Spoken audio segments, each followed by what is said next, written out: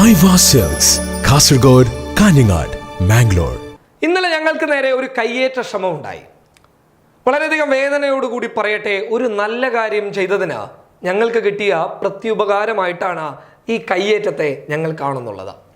വളരെ വിഷമത്തോടു കൂടി പറയട്ടെ, നിങ്ങളൊക്കെ കണ്ട ഒരു കാഴ്ചയുണ്ട്. പൂർണ്ണ ഗർഭിണിയായ ഒരു സഹോദരി ഒരു ആശുപത്രിയിൽ 6 മണിക്കൂറോളം ചികിത്സ കിട്ടാതിരിക്കുന്ന ആ സംഭവം നിങ്ങളിലേക്ക് ഞങ്ങൾ എത്തിച്ചു തന്നതാണ്. ആ സംഭവത്തെ തുടർന്നാണ് ഞങ്ങളിലേക്ക് ഇന്നലെ കയ്യേറ്റ ശ്രമം ഉണ്ടായത്. ആ വിഷയത്തിലേക്ക് കടന്നു പോകുന്നതിന് മുൻപ് ചില കാര്യങ്ങൾ ആദ്യമേ സൂചിപ്പിക്കട്ടെ. ഞങ്ങൾ ആ വാർത്ത റിപ്പോർട്ട് ചെയ്യുന്ന സമയത്ത് വളരെ വ്യക്തമായി പറഞ്ഞതാണ്, ഈ ആശുപത്രിയുമായിട്ട് യാതൊരു ബന്ധവും ഈ വിഷയത്തിനില്ല എന്ന്. നിങ്ങൾക്ക് ആദ്യം അത് കാണാം. ചെങ്കള 4 മൈലിലെ EK നായനാർ ആശുപത്രിയിലാണ്.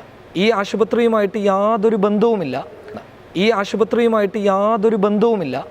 ഇവിടെ നിങ്ങൾക്ക് കാര്യങ്ങൾ ഏകദേശം പിടികിട്ടി കാണുമെന്ന് ഞങ്ങൾ വിചാരിക്കുന്നു.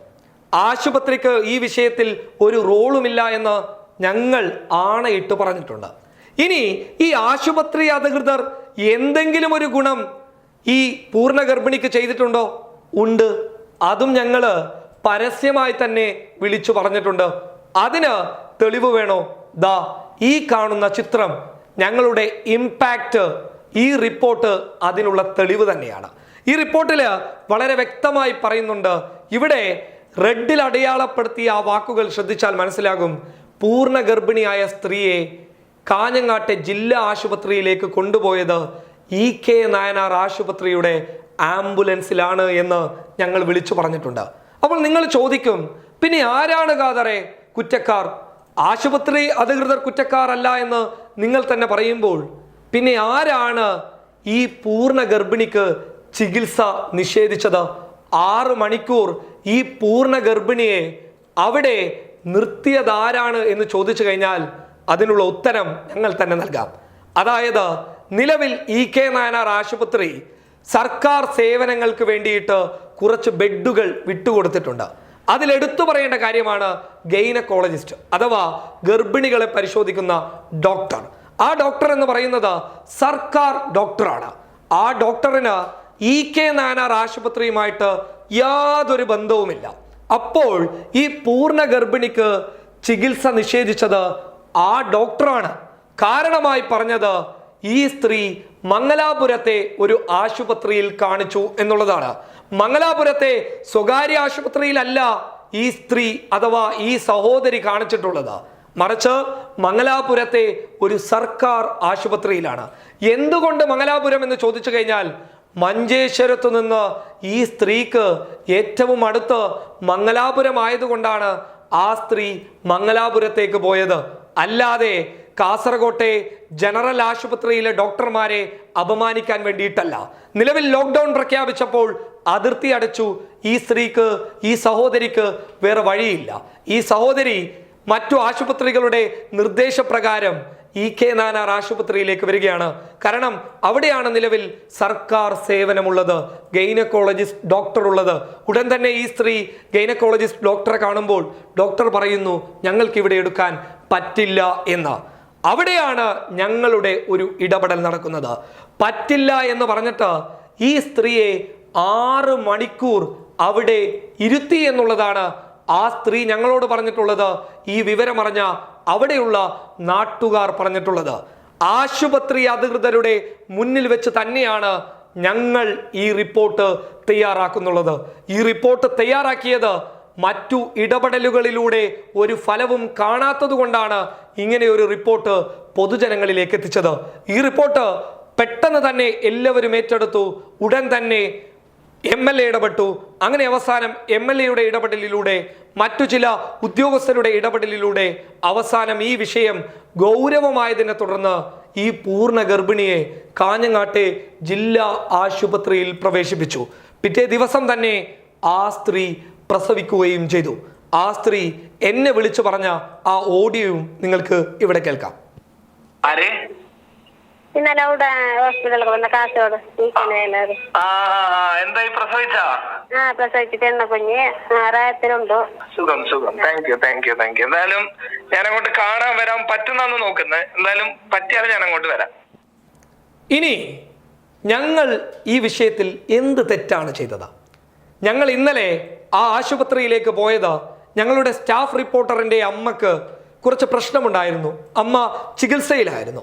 ആ അമ്മയെ കാണാൻ വേണ്ടിയിട്ടാണ് ഞങ്ങൾ ആ ആശുപത്രിയിലേക്ക് പോയത്. പോയ സമയത്ത് ഞാൻ അവിടെ ഇരുന്ന നേരത്ത് കുറച്ച് ആളുകൾ എൻ്റെ അടുത്ത് വന്നിട്ട് ചോദിച്ചു, എന്താ ഇവിടെ വന്നത് എന്ന്. ഞാൻ പറഞ്ഞു, അമ്മയുണ്ട്, അമ്മയെ കാണാൻ വേണ്ടിയിട്ടാണ് വന്നത് എന്ന്. എന്നിട്ട് ഇവർ മടങ്ങിപ്പോയി. വീണ്ടും ഞങ്ങളുടെ അടുത്തേക്ക് വരുന്നു. അങ്ങനെ ഞങ്ങൾ അവിടെ നിന്ന് പുറത്തേക്ക് വരുന്ന സമയത്ത് ഞാൻ കുറച്ച് മുന്നിൽ നടന്നതുകൊണ്ട് തന്നെ ഞാൻ പെട്ടെന്ന് പോയിട്ട് കാറിലിരുന്നു.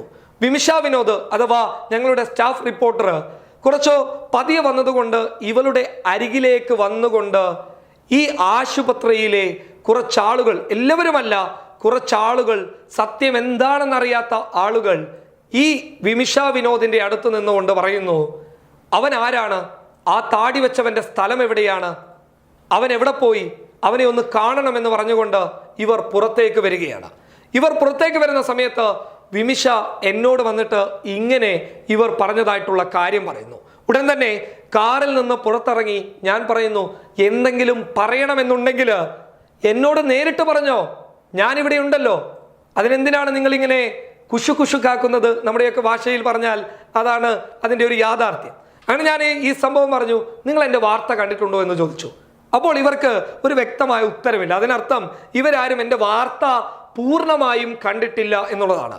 വാർത്തയിൽ ആശുപത്രിയെക്കുറിച്ച് ഒരു കുറ്റവും പറയുന്നില്ല, മറിച്ച് സർക്കാർ ഡോക്ടറുടെ അനാസ്ഥയെക്കുറിച്ചിട്ട് പറയുന്നുണ്ട് എന്ന് ഞാൻ ഇവരോട് വ്യക്തമാക്കിയപ്പോൾ ഇവരെന്നോട് തട്ടിക്കേറിയ സമയത്ത് ഈ കെട്ടിടത്തിൻ്റെ ഉടമ വന്നിട്ട് എന്നെ ഒരു തള്ളാണ്. സ്വാഭാവികമായിട്ടും നമ്മളെ ആരെങ്കിലും തള്ളിക്കഴിഞ്ഞാൽ നമ്മൾ എന്താ ചെയ്യുക? തിരിച്ചടിക്കുകയാണ് ചെയ്യാറുള്ളത്. കാരണം അതിനൊരു കുറവുമില്ല.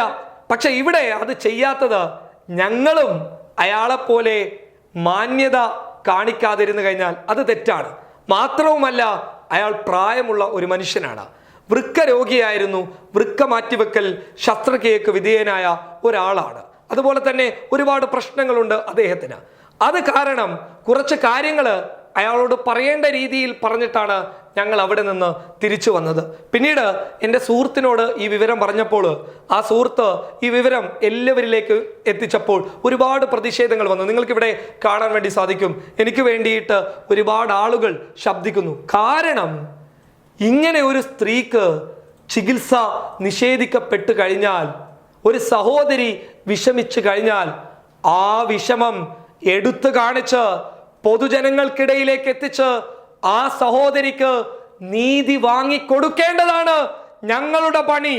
അല്ലാതെ ചെയ്ത തെറ്റിന് കൂട്ടുനിന്നുകൊണ്ട് ആ സഹോദരിയെ അപമാനിക്കലല്ല മാധ്യമ പ്രവർത്തനമെന്ന് വളരെ വ്യക്തമായി അറിയാവുന്നത് കൊണ്ട് തന്നെയാണ് ആ ജോലി വളരെ ഭംഗിയായി ചെയ്തത്.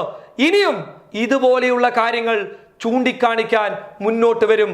ഇതുപോലെയുള്ള ആളുകൾ ഇനിയും കൈകാര്യം ചെയ്തു കഴിഞ്ഞാൽ അത് ഞങ്ങൾ ചെയ്ത നന്മയ്ക്കുള്ള പ്രത്യുപകാരമായിട്ട് ഞങ്ങൾ അതിനെ കണ്ടേക്കാം. News desk public Kerala.